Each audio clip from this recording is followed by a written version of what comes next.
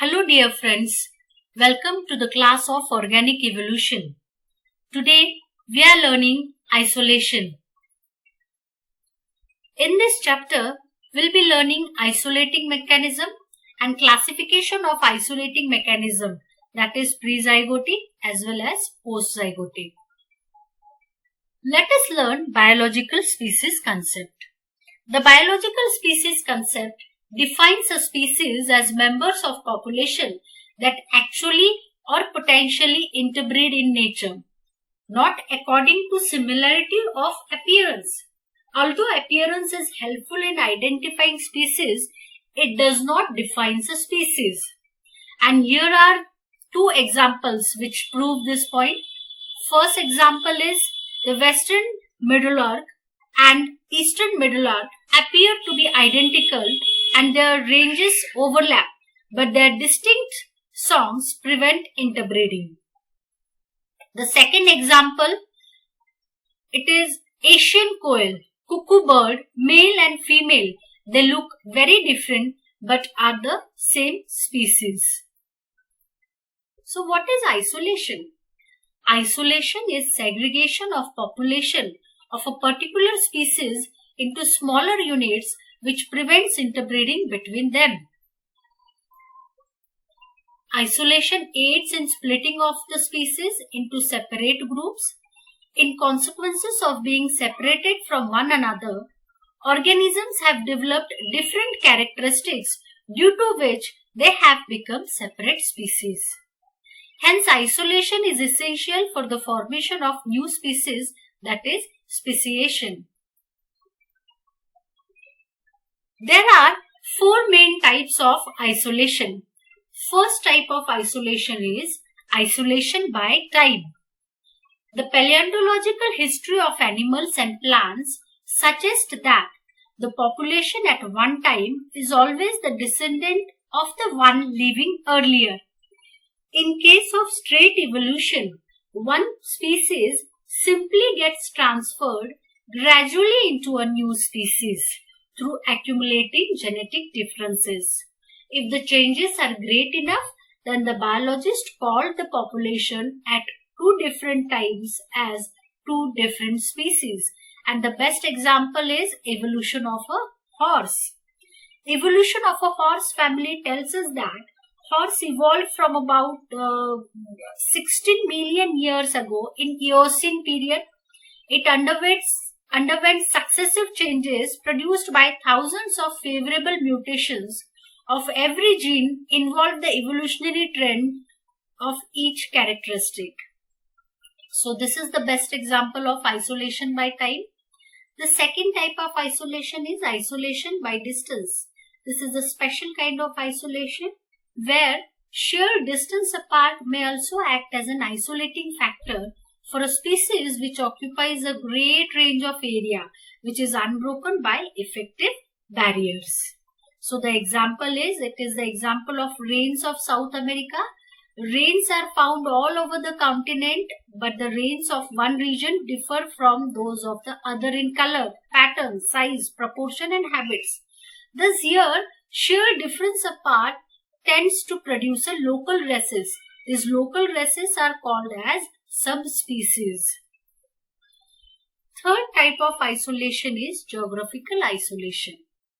It is the most common type of isolation and occurs when an original population is divided into two or more groups by geographical barriers. And these geographical barriers can be river, desert, glacier, mountain or ocean, all of which prevents the interbreeding. A population becomes separated by geography in geographical isolation, and over a time they adapt to that habitat and can only mate with those of the similar habitat, which will ultimately leads to the speciation. Then the fourth type of isolation is reproductive isolation. Isolating mechanism which prevents successful reproduction between the members of the two or more population which may be closely related species that have descended from the same original population is called as the reproductive isolation. Reproductive isolation, it is of two types: pre-zygotic barrier or reproductive isolation which can produce the post-zygotic barrier. So one by one we'll study the subtypes of pre-zygotic as well as post-zygotic isolation types. Pre-mating or pre-zygotic isolating mechanisms. The first type is habitat isolation. Organisms have different habitats or a preference for different ecological zones within the same territory, but no hybrid between them will be found. And the example is the pig frog Rana gyrilo lives in deep water, and the gopher frog Rana areolata prefers shallow water. So it may happen that both the species, they are living in one particular water body, but still because of their different habitat preference, they do not meet with each other. So this is habitat isolation. Next kind of isolation is seasonal or temporal isolation. It is also a type of pre-zygotic isolation. Here, two groups may exist in exactly the same ecological area, but do not interbreed because the potential mates attain sexual maturity at different types of season.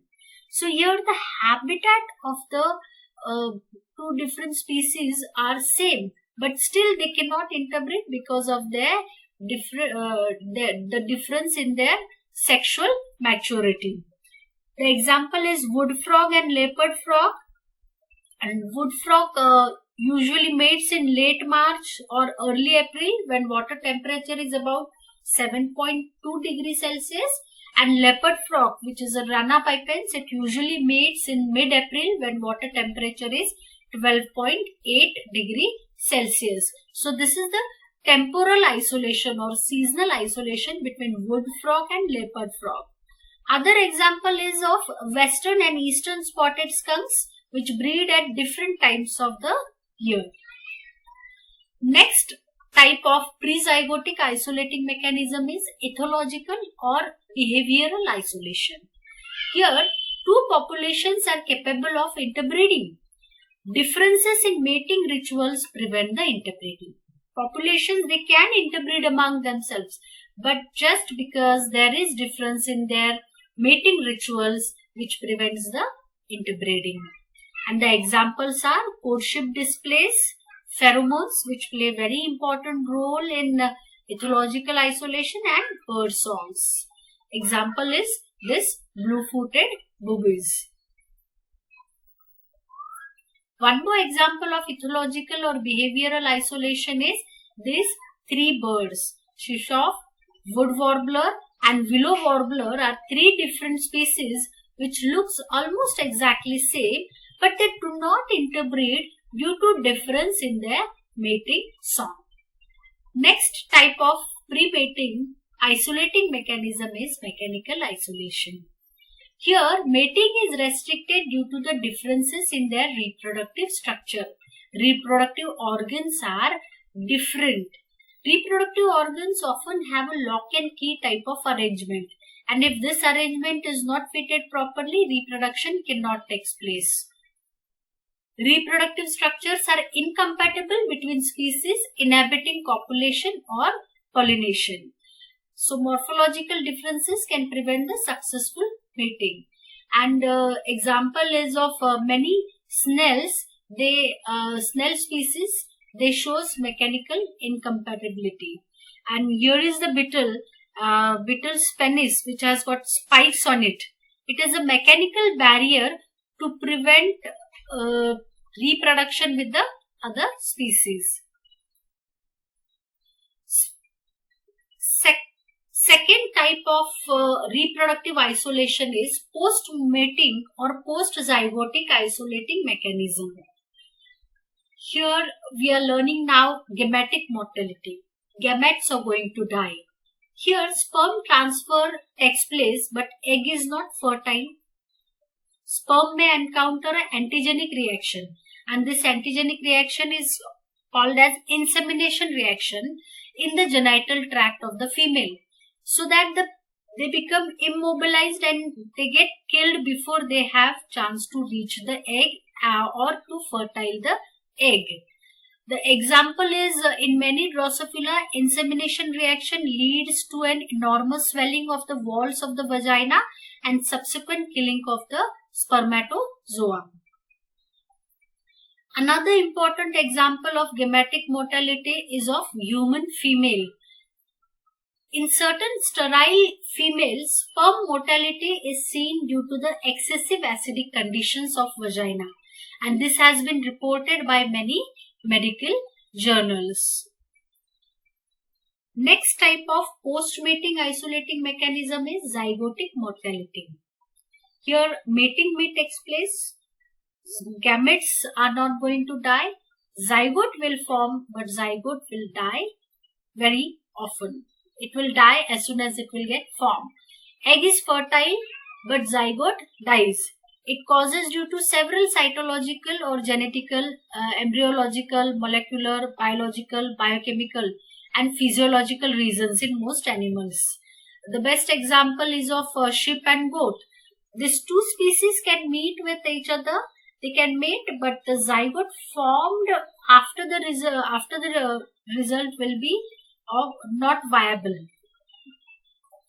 Third type of post-mating isolating mechanism is hybrid inviability or weakness. Zygote produces an F1 hybrid which will be of reduced viability.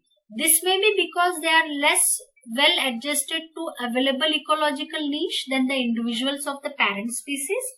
Species hybrids are usually less successful than individuals of a pure species in courtship when definite behavior patterns and species-specific stimuli play an important role. Ecological and ethological inferiority thus reduces their chances of leaving the offspring. The example is two frogs. These two frogs, bullfrog Rana catabiana and green frog Rana clemitans, they can meet with each other, but they often produce inviable embryo. Another example is a production of lupone. Lupone, it is produced by the mating between lioness and leopard or leopard, lion and leopardess. It is a sterile and has a very short lifespan. None have grown to maturity. A hybrid individual develops but either dies before birth or if born alive cannot survive the maturity. One more example is when tiger and leopards are crossed, the zygote begins to develop but the pregnancy ends in miscarriage or stillborn. Fourth type of post-mating isolating mechanism is development of hybrid sterility. Here hybrid are sterile because gonads develop abnormally or meiosis breaks down before it's completed. It is more common in male animals. So the example is inviable F1 hybrid between horse and zebra, which is called as the Zors. And another example is inviable F1 hybrid between cattle and buffalo, which is called as the Buffalo. Next type of isolating mechanism is segregational hybrid sterility. Hybrids are sterile because of abnormal segregation at the time of meiosis to the gametes of whole chromosomes, segments or combination of genes. And the example is female horse and male donkey. They can mate and produce mule which will be sterile because of the synapses, and segregation cannot occur properly in this organism. So it produces the hybrid sterility. Then the next type of post-mating isolating mechanism is F2 breakdown. F1 hybrid are normal, vigorous and fertile, but F2 contains many weak or sterile individuals. It is called as hybrid breakdown. So here it is the example of Drosophila. Here two different species of Drosophila. They are the parents, Drosophila pseudoobscura and Drosophila persimilis. So these are the F1 hybrid and F2 hybrid. They are weaker than the parent and F1 hybrid. So here F2 breakdown is seen. So these are the different types of isolating mechanism. We have already learned pre-zygotic isolating mechanism, temporal, ecological, behavioral, mechanical. Post-zygotic isolating mechanisms, hybrid inviability, hybrid infertility and hybrid breakdowns. So this is how we have learned the types of isolating mechanism. What are the evolutionary significance of the isolation? The isolation of gene pool ensures that gains of evolution are kept undiluted. This mechanism split interbreeding groups into several reproductively isolated groups, which leads to the speciation. And individuals are then subjected to macro and mega evolution, resulting into formation of different phyla and classes. Thank you.